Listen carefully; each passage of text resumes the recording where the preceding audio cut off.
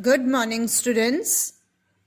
This lesson is of class 8 for the subject of biology, topic axial skeleton, which is covered in chapter 12 titled Skeleton, Movement and Locomotion, starting on page number 117 of your textbook titled Concise Biology, Selena Publications, and is being submitted to you on 7th of December 2020.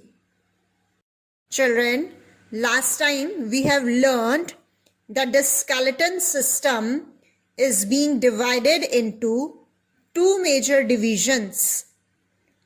First is the axial skeleton and second is appendicular skeleton. Today we are going to learn about the axial skeleton. The axial skeleton consists of skull, vertebral column, ribs and sternum. Now let us learn about these four divisions of axial skeleton in detail. Firstly, let us talk about skull. Skull is the bony covering protecting the head or the brain. It consists of 22 bones in a bony box forming the cranium and the face. Cranium.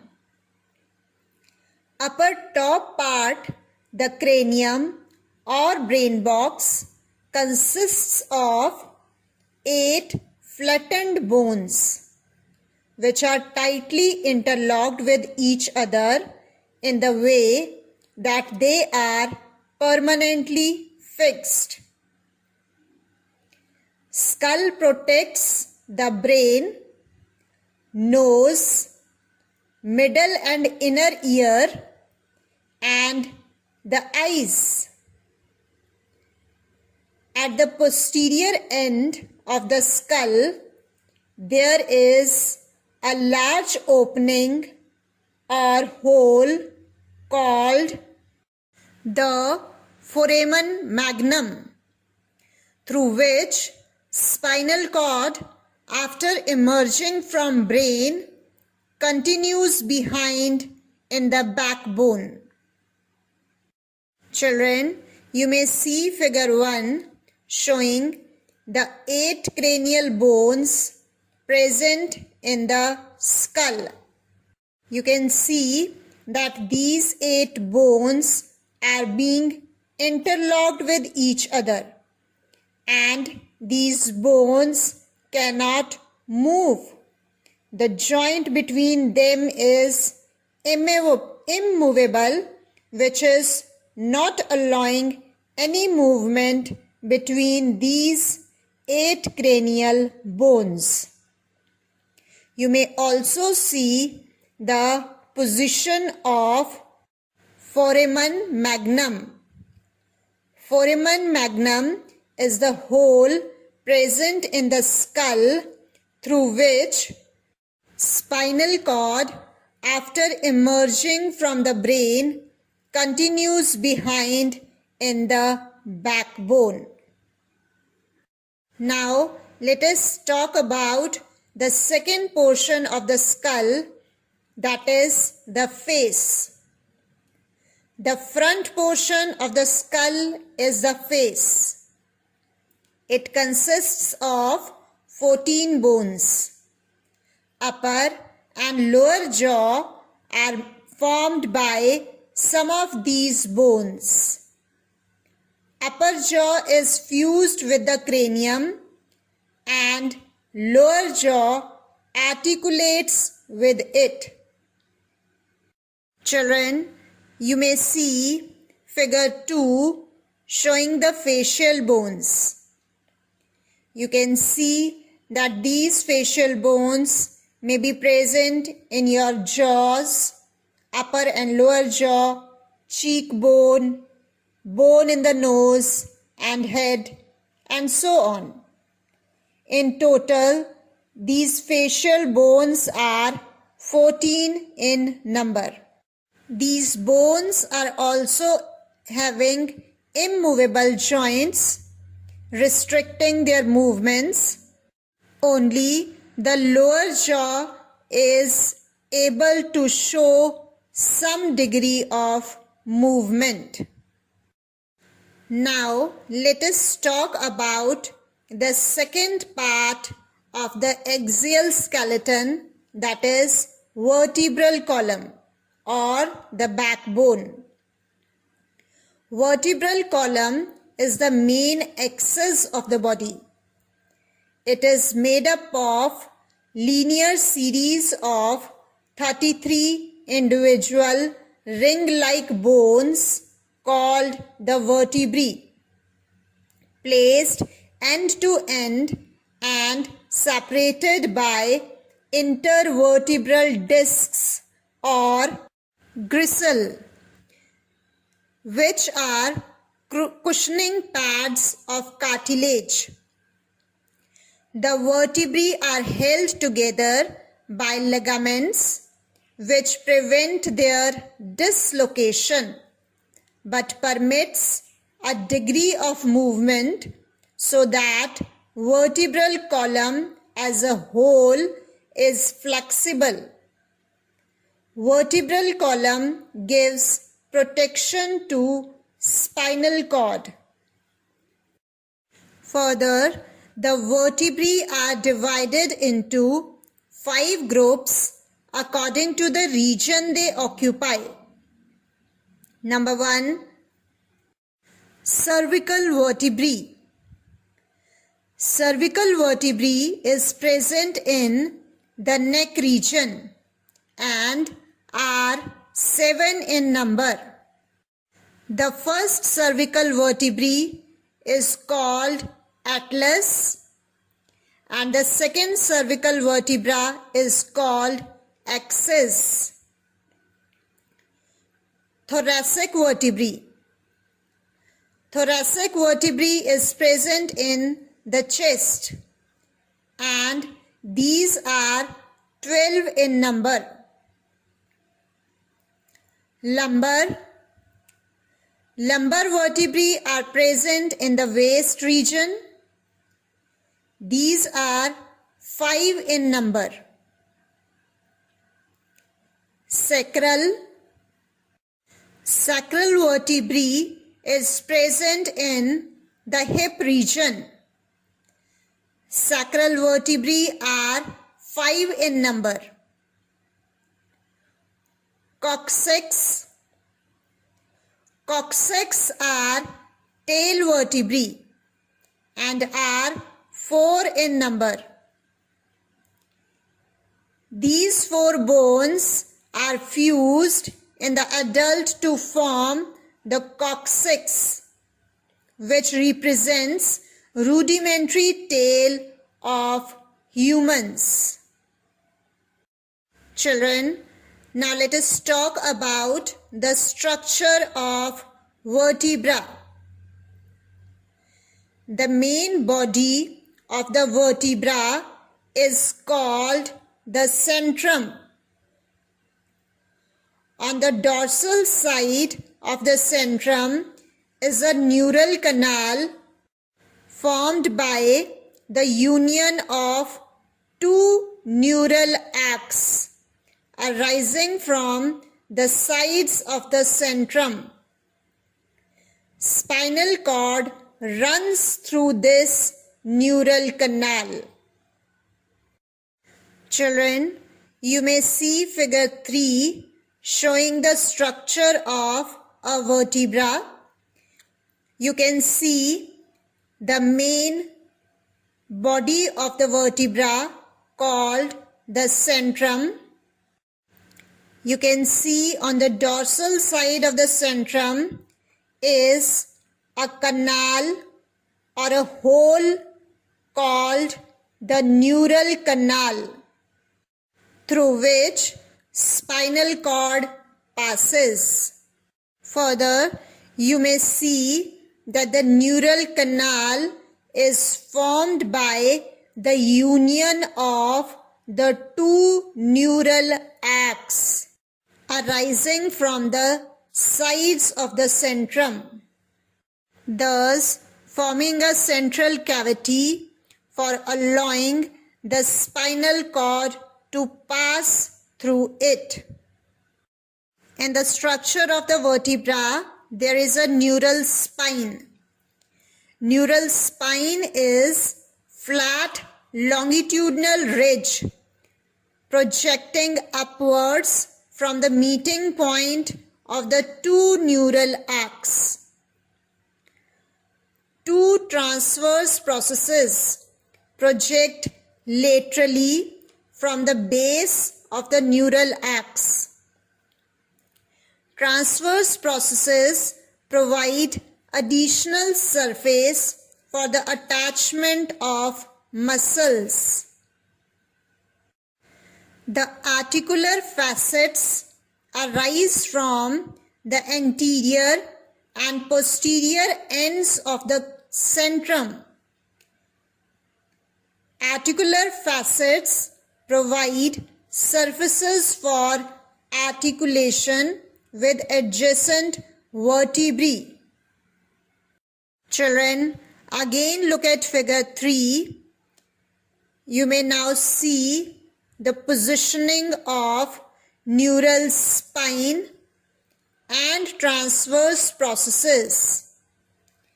Neural spine is formed from the meeting point of the two neural arcs, and the transverse processes project laterally from the base of the neural arcs.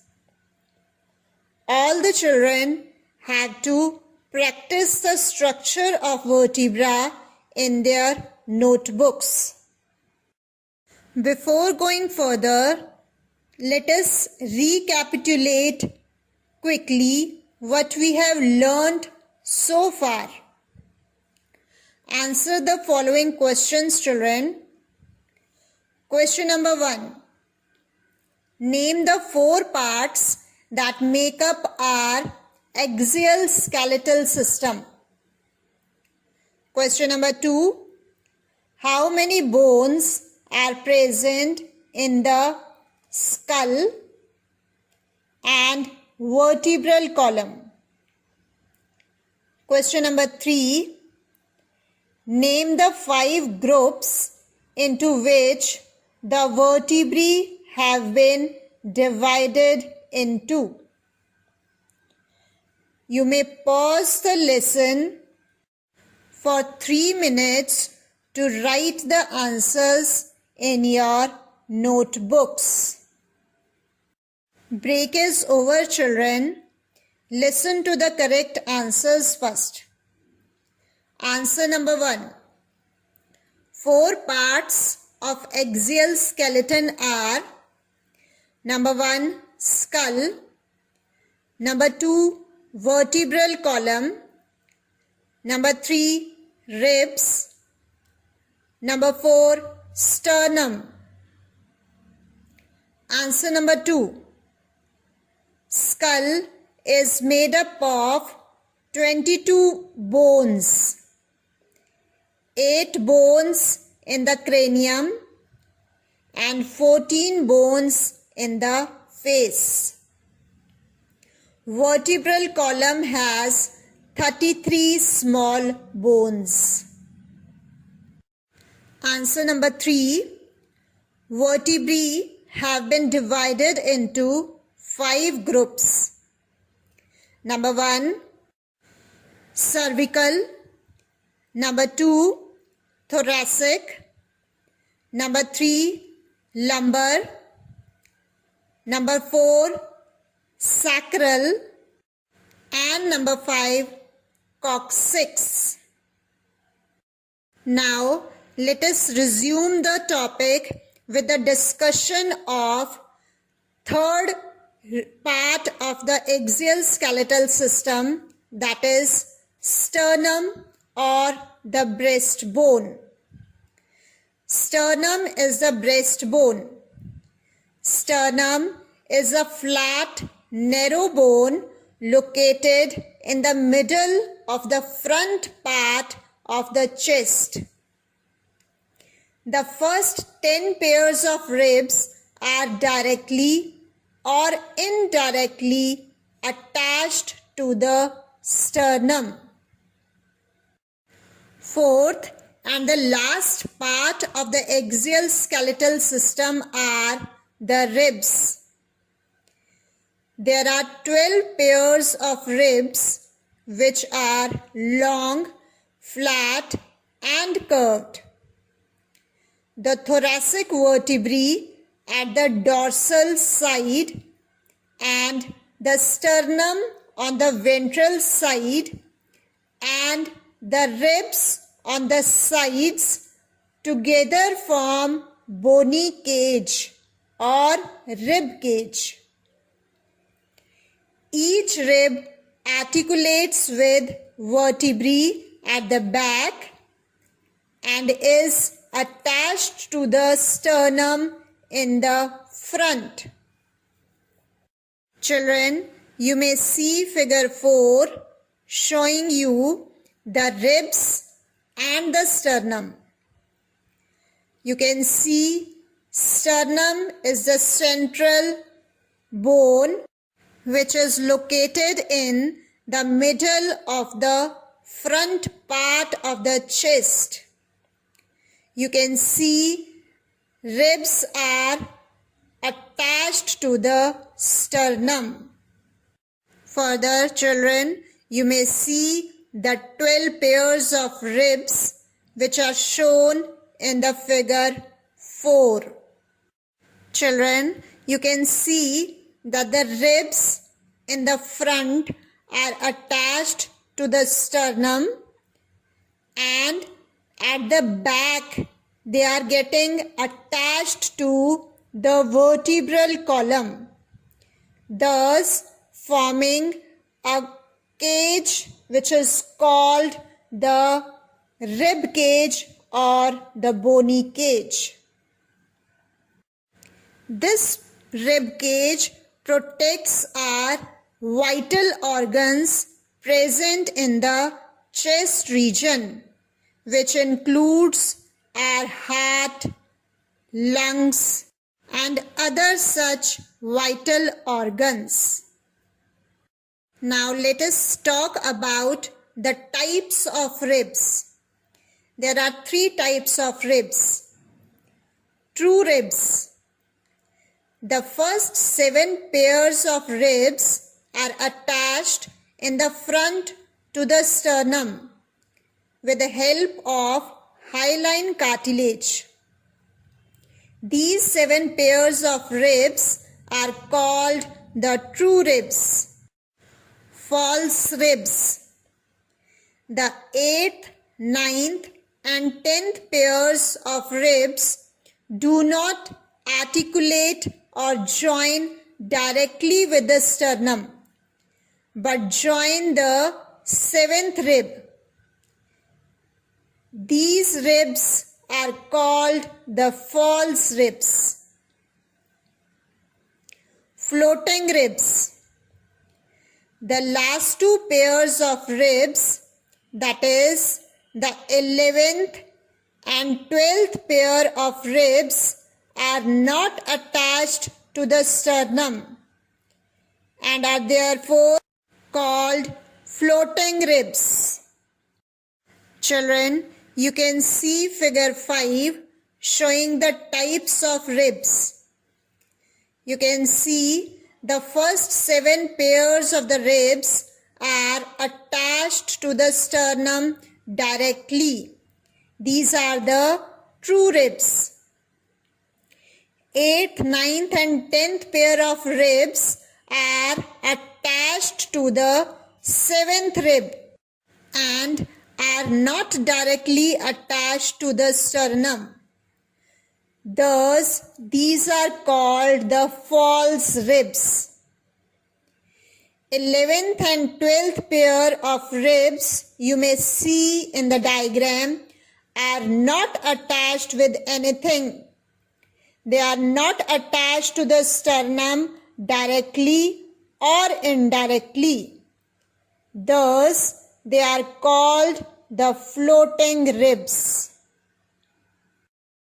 This finishes with the discussion of axial skeleton. Appendicular skeleton we will discuss in the next class.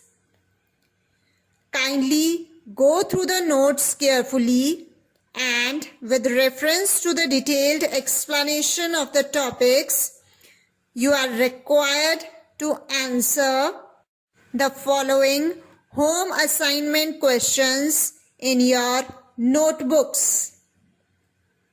Home assignment questions are as follows. Question number 1.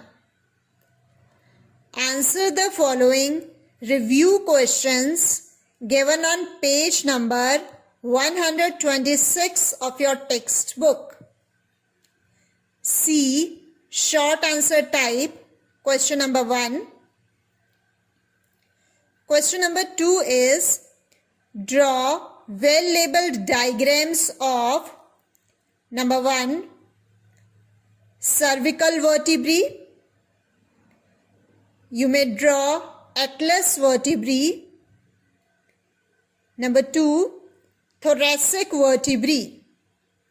Both these diagrams are given in your book, that is the figure 12.3b and 12.3d. Thank you, children.